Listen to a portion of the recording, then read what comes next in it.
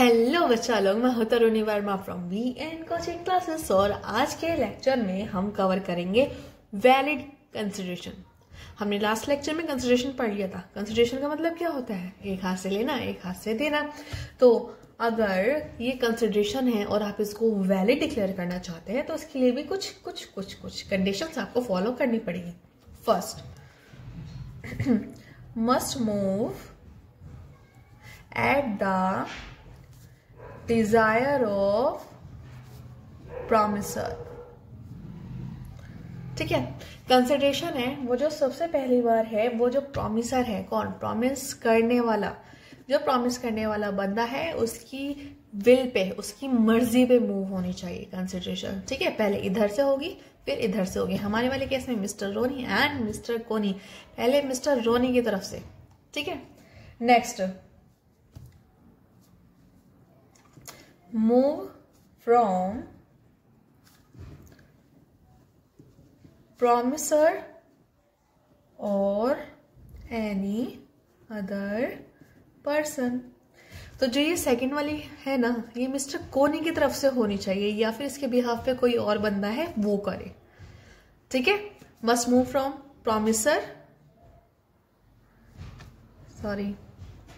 Promisee और any other person. ठीक है, प्रॉमिसर जो प्रॉमिस कर रहा है, प्रॉमिसी जिसको प्रॉमिस किया गया है। ठीक है, बट यहाँ पे एक एक्सेप्शन आ जाता है, आपकी पर्सनल स्किल। अगर आपने किसी को गाना गाने के लिए हायर किया है, ठीक है, मिस्टर रोनी ने मिस्टर कोनी को कहा कि भाई आप, मेरा फंक्शन है, आप आइएगा, और मिस्टर कोनी बहुत अच्छे सिंगर है तो आप आइएगा और मेरे फंक्शन में परफॉर्म कीजिएगा। तो ठीक है, तो यहाँ पे मिस्टर कोनी बोल देते हैं यस।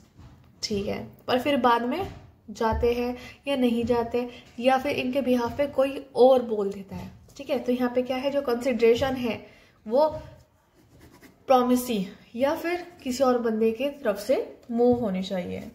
ठीक है, या तो कंसिडरेशन एग्जीक्यूटेड होगी या फिर एग्जीक्यूटरी। मतलब कि एग्जीक्यूटेड या तो हो चुकी होगी या फिर होनी बाकी होगी। ठीक है, या तो हो चुकी होगी या फिर होनी बाकी होगी। ठीक है, नेक्स्ट वही है कैन बी। अरे जो इसकी वैलिड कंसिडरेशन है, इसके बहुत सारे पॉइंट्स तो इसकी डेफिनेशन से ही आ रहे हैं। Can be past, present, future. ये आपकी पास्ट में भी हो सकती है, प्रेजेंट में भी हो सकती है एंड फ्यूचर में भी हो सकती है।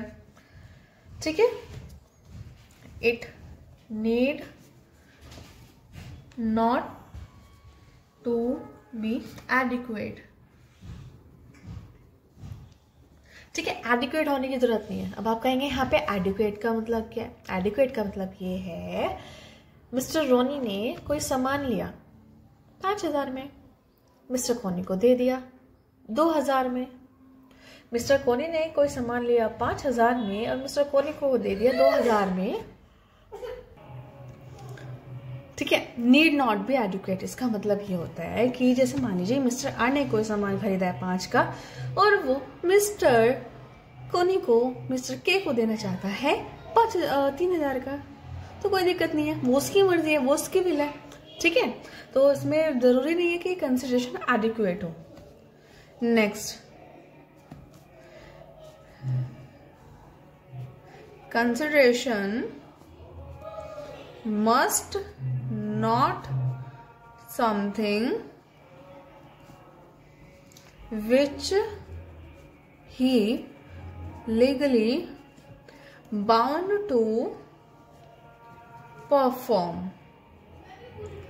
इसका मतलब ये है कि अगर किसी बंदे को आप कोई भी कंसिडरेशन कर रहे हो तो इसकी कंडीशन ये नहीं होती कि आप, अगर वो बंदा कोई कर रहा है तो आप उसको पैसे दोगे। देखिए एग्जाम्पल देखिए, जो मिस्टर के है ना, वो हमारे गवर्नमेंट एम्प्लॉय है।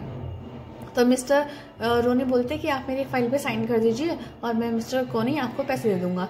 तो यहाँ पे मिस्टर कोनी का कोई फर्ज मतलब कोई हक नहीं बैठता यहाँ पे कोई भी कंसिडरेशन करने का कि पैसे लेने का और इसके बदले में फाइल साइन करने देने का। वो इसका लीगल ड्यूटी है, मिस्टर के की लीगल ड्यूटी है, वो उसको परफॉर्म करनी ही पड़ेगी। ठीक है, इट मस्ट बी रियल, इलिजरी नहीं होनी चाहिए भाई, कंसिडरेशन सच में होनी चाहिए। इसका मतलब ये नहीं कि हाँ भाई दे दिया ले लिया हो गया काम, मतलब अपना हवा हवा में हो गया। ठीक है, इट मस्ट नॉट अनलॉफुल,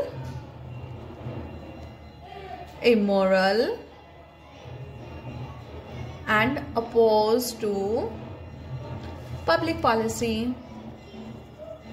ठीक है, इमोरल नहीं होना चाहिए, अनैतिक नहीं होना चाहिए और पब्लिक पॉलिसी के अगेंस्ट बिल्कुल भी नहीं होना चाहिए। इसका मतलब ये है कि अगर आप कोई भी कंसिडरेशन कर रहे हैं तो इसका मतलब ये नहीं है कि आप कुछ भी कंसिडरेशन के अंदर आप कर सकते हैं। जैसे इसका मतलब ये है कि मिस्टर आर क्या बोलते हैं कि मैं आपको पैसे दूंगा, मिस्टर के आप मुझे हथियार दो।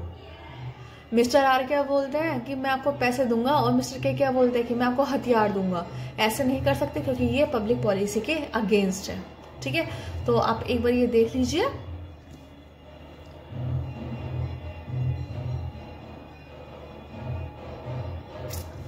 सो आई होप गाइज आपको आज का लेक्चर समझ आया होगा। तो मिलते हैं आपसे नेक्स्ट लेक्चर में। Till then thank you, take care and bye bye.